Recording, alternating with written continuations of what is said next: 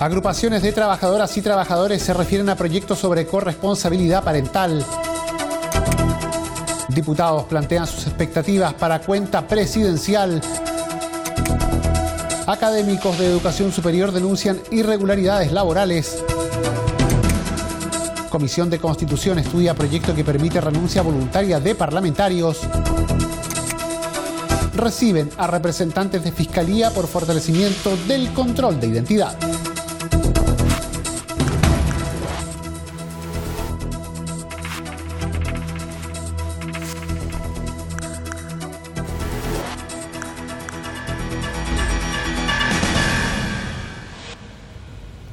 ¿Cómo están? Les damos la bienvenida a una nueva edición de Frecuencia Legislativa. Nos reunimos como es costumbre para revisar en este horario las informaciones más relevantes acontecidas en la Cámara de Diputados. Iniciamos contándoles que agrupaciones de trabajadoras y trabajadores se refirieron al proyecto sobre corresponsabilidad parental.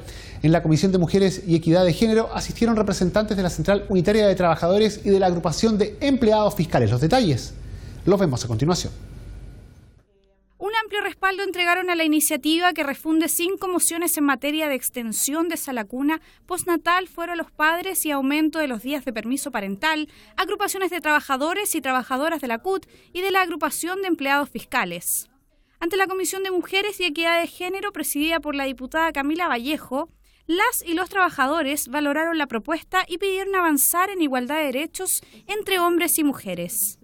La diputada Vallejo destacó la importancia de las exposiciones que se hicieron y manifestó su preocupación por la falta de apoyo que ha entregado el Ejecutivo a la iniciativa. Tenemos una necesidad como país de avanzar en materia de corresponsabilidad.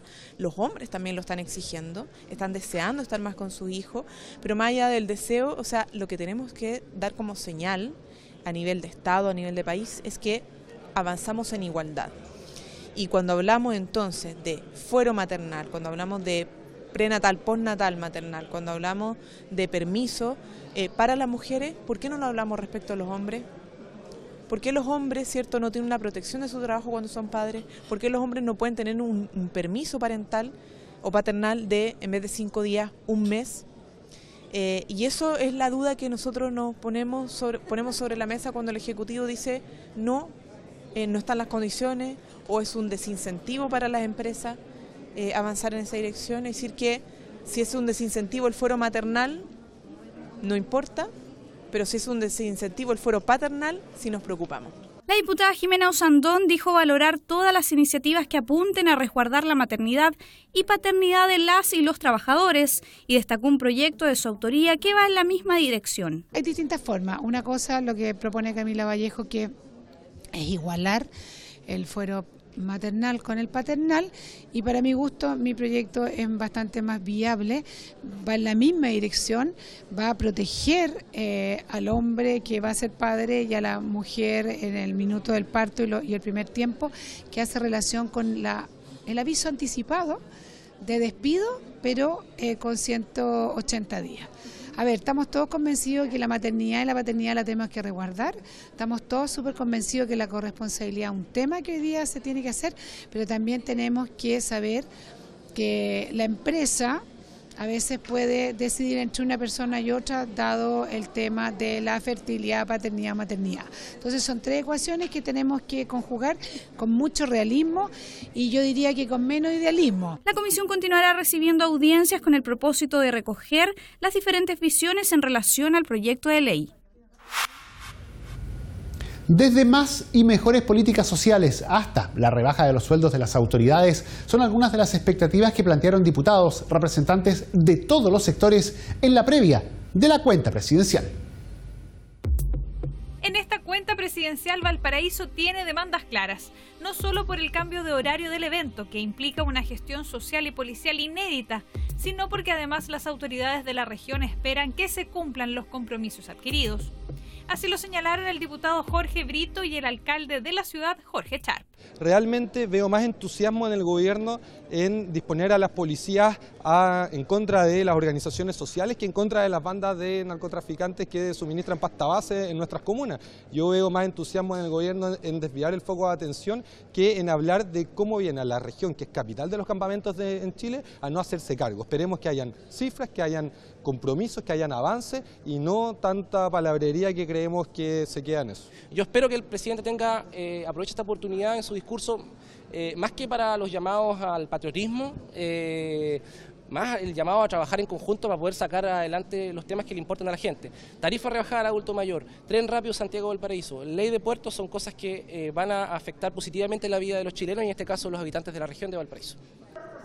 Otra demanda planteada por diputados de oposición tiene que ver con que el gobierno promueva una norma que permita rebajar los sueldos de parlamentarios y altas autoridades del gobierno, tema al que se refirieron los diputados Jaime Mulet y Guillermo Tellier. Por lo menos lo que hemos ido conversando es por lo menos a la mitad. Yo creo que la dieta debiera ir a la mitad y creo que eso también debiera concurrir los ministros, todos los sueldos altos del Estado.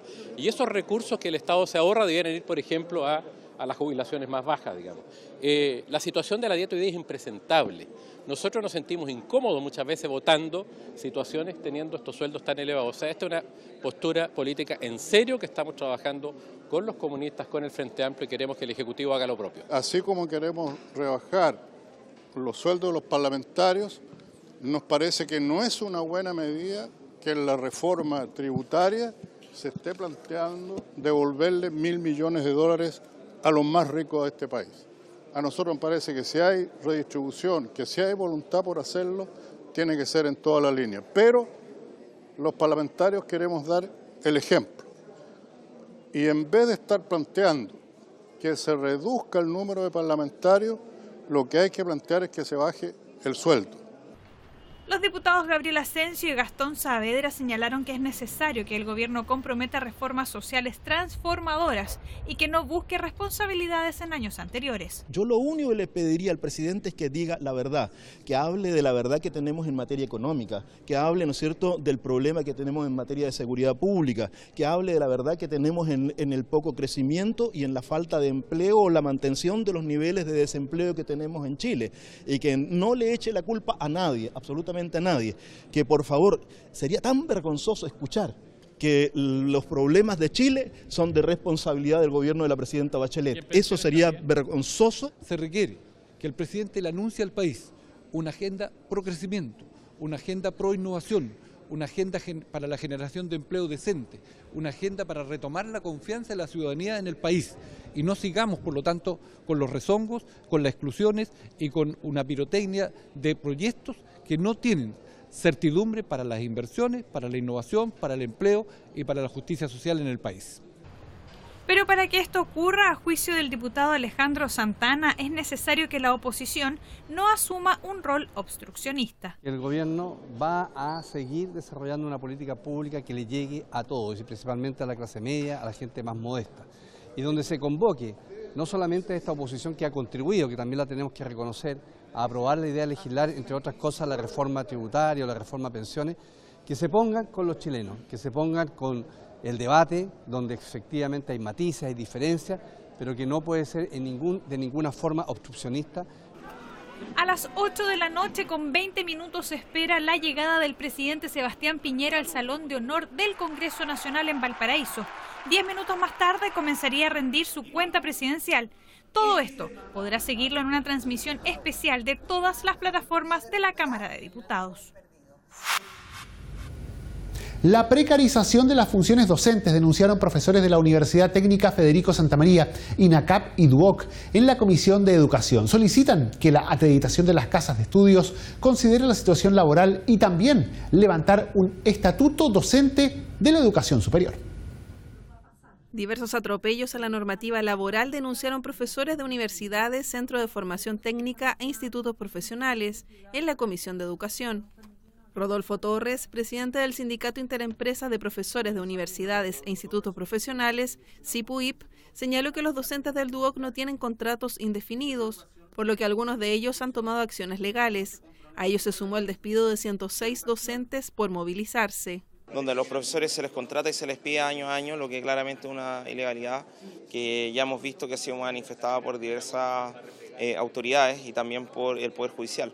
Esa es como la punta del iceberg, pero hay un montón de irregularidades más, por ejemplo, no tener un horario de almuerzo, que los docentes en DUOC ni los alumnos tienen. Además de eso, la falta de entrega de implementos de seguridad, el no pago de horas extra. En tanto, académicos de la Universidad Técnica Federico Santa María acusaron que en el plantel existen contratos por menos horas que las que realmente se les asignan. Así lo señaló el académico Isaías Rojas del Sindicato Interempresas de Profesores de Educación Superior.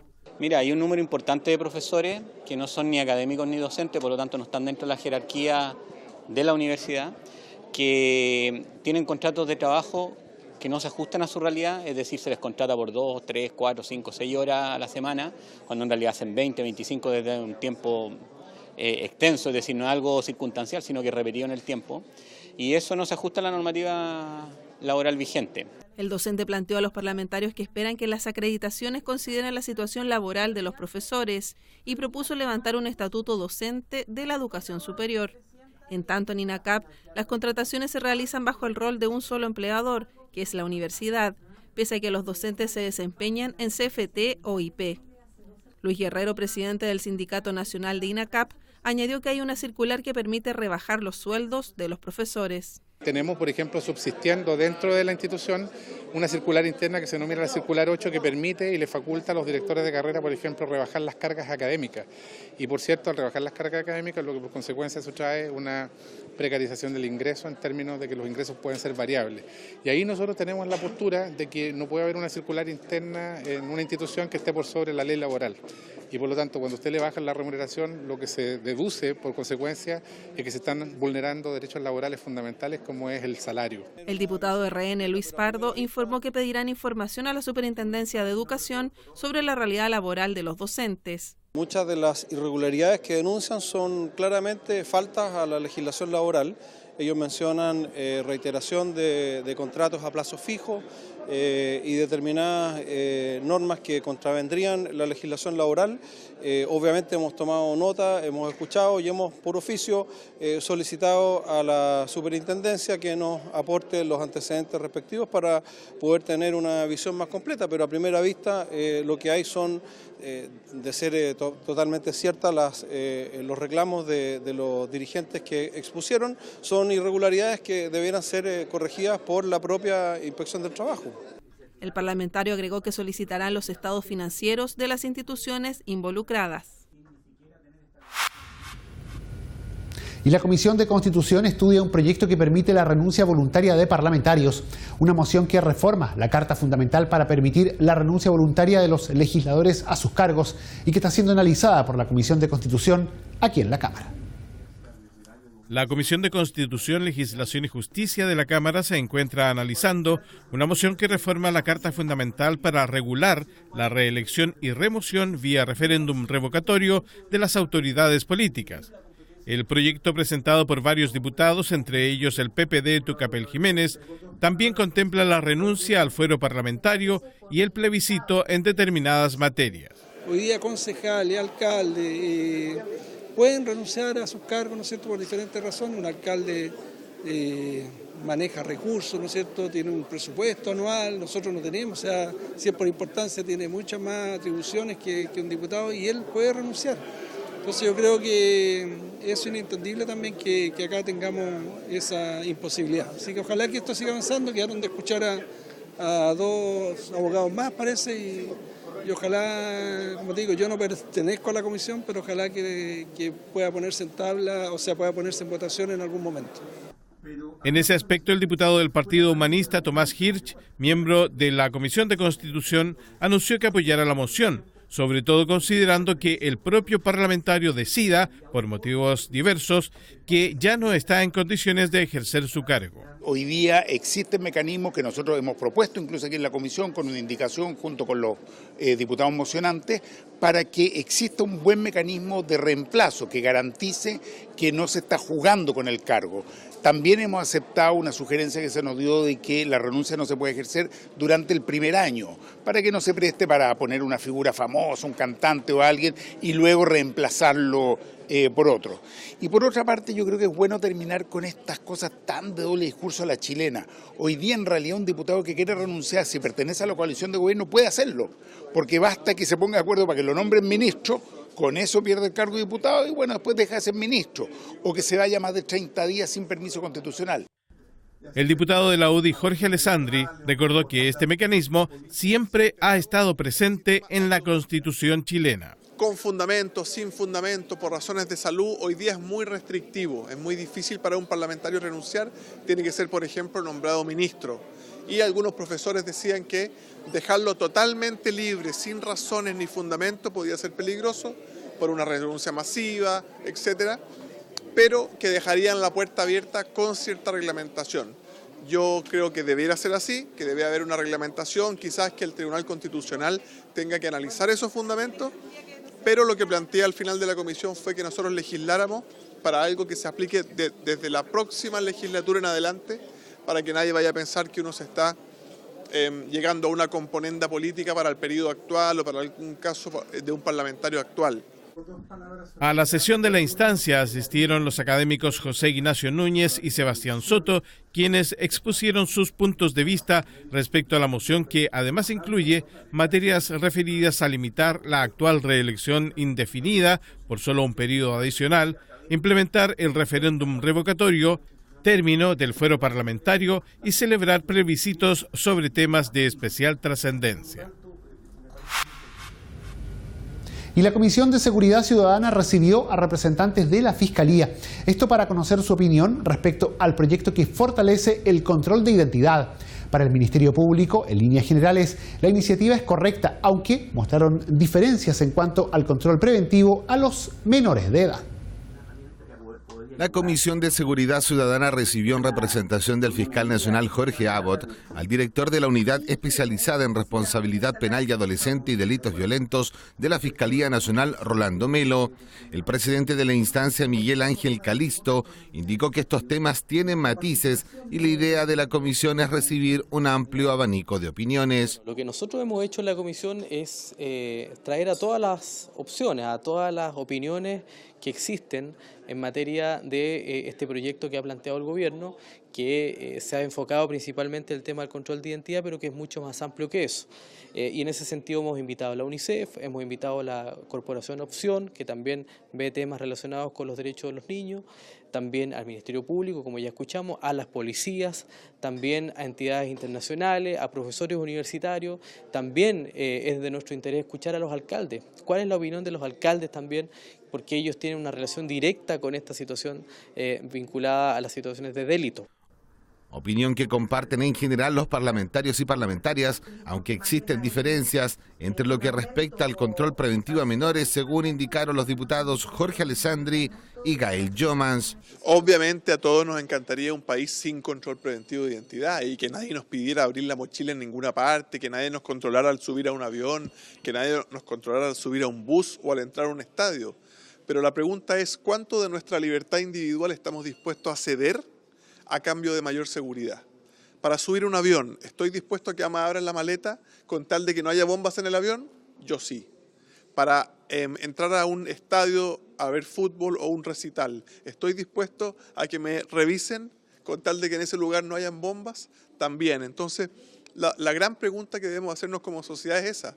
¿Hasta dónde yo abro mi libertad individual a cambio de más seguridad? La verdad es que tengo varias diferencias con el proyecto de ley. Yo lo separaría en dos, así como lo hizo el Ministerio Público. Hay una parte que uno podría estar más de acuerdo, que tiene que ver con el fortalecimiento del control investigativo, en donde también se le dan más facultades, pero el control investigativo tiene que ver con personas con órdenes de detención pendientes y por lo tanto estamos hablando de personas con un proceso pendiente y que obviamente ahí la medida debe ser dar facultades para poder dar con esas personas y empezar a tener el juicio. Pero por otro lado estamos hablando del control preventivo de identidad y esta ampliación que propone el gobierno para involucrar a los menores de también en el periodo de edad de 14 a los 18 años y eso obviamente que es de preocupación nuestra porque vulnera, al menos en mi visión, derechos de los niños, niñas, adolescentes. Por su parte, el director de la Unidad de Responsabilidad Penal y Adolescente y Delitos Violentos de la Fiscalía Nacional, Rolando Melo, entregó su visión que, dicho sea de paso, coincide en varios puntos con la del Ejecutivo. Favorablemente entendemos el hecho de que los vehículos que circulan sin placa patente puedan ser objetos de un control investigativo, es decir, que puedan ser registrados. También es interesante la norma que modifica la ley del tránsito, esto es en virtud de las facultades de supervigilancia y fiscalización que tiene Carabineros respecto de los vehículos. Puede revisar tanto los maleteros como los portaequipajes. En consecuencia, eso es positivo para el Ministerio Público y para la obtención legal de pruebas, dado que muchos procedimientos han tenido un final no feliz, precisamente porque ha sido declarado ilegal la obtención de las pruebas. Ahora, respecto del control de identidad preventivo, respecto de adolescentes, estimamos que la cantidad de adolescentes que cometen delitos y respecto de los cuales es un porcentaje bastante bajo, creemos que es un instrumento que no es de utilidad, sino debiéramos tener personal policial destinado a capturar a aquellos adolescentes que tienen órdenes de detención pendientes y a mejorar la investigación en general de los delitos y no generar solamente una expectativa de trabajo en función de dar cumplimiento a los controles de identidad preventivos en general. Para el Ministerio Público, en líneas generales, el proyecto que fortalece el control de identidad por parte de las policías apunta en la dirección correcta, aunque respecto al control preventivo en menores de edad, la función disuasiva es mínima y esos recursos, ya sean tecnológicos o humanos, podrían perfectamente destinarse a otro tipo de acciones policiales. Y con el objeto de analizar las problemáticas asociadas que generan los delitos de femicidio en la sociedad, la primera vicepresidenta de la Cámara de Diputados, Loreto Carvajal, se reunió con un grupo de embajadoras de distintas naciones en la sede del ex Congreso en la capital. El objetivo de este encuentro fue discutir acerca de las consecuencias que provocan estos hechos, no solo desde el punto de vista penal y de la afectación hacia la mujer, sino que especialmente las repercusiones que dejan en los niños, que quedan prácticamente desprotegidos. La reunión sirvió para diseñar un plan de trabajo y crear una red de apoyo conjunto para hacer frente a esta realidad. Revisamos a continuación algunas reacciones. Abordar la temática de los niños que son finalmente víctimas de femicidios también, niños y niñas que quedan al más absoluto desamparo cuando su madre es asesinada, en la mayoría de los casos por su pareja, que finalmente es el padre de estos niños, o por sus cónyuges. Creemos importante que esta temática se visibilice, que tengamos la posibilidad como Parlamento, en mi calidad de primera vicepresidenta, acercar también el trabajo humanitario que debemos darnos en conjunto con la comunidad internacional en la mano, ¿cierto?, de las mujeres embajadoras. Así que ha habido una reunión muy provechosa en donde hemos establecido un plan de trabajo, una red de apoyo mutuo, en donde de la mano, por ejemplo, de la embajadora de la Unión Europea se ha dispuesto la posibilidad de diagnosticar cómo está siendo tratado ese tema, incorporarlo en los estudios que van a hacer. Es un tema muy importante que afecta a muchos países en el mundo y afecta a Europa también, que es el feminicidio y el impacto del feminicidio a la sociedad y más particular el impacto del feminicidio a las víctimas niños. Entonces, esta manera de trabajar del Congreso de la República con las representantes y los representantes, comenzamos con las representantes hoy en el país, me parece una manera muy fructífera porque así el Congreso no trabaja solamente con los otros congresos, pero también con la totalidad de la representación diplomática de un país. Y eso me pareció muy bueno. Y de esta forma nosotros llegamos al final de la presente edición de Frecuencia Legislativa. Agradecemos su compañía y les recordamos que estas informaciones están como siempre disponibles para descarga en sus diferentes formatos audiovisuales en el www.cámara.cl. Muchas gracias por habernos acompañado. Siga junto a Cámara de Diputados Televisión.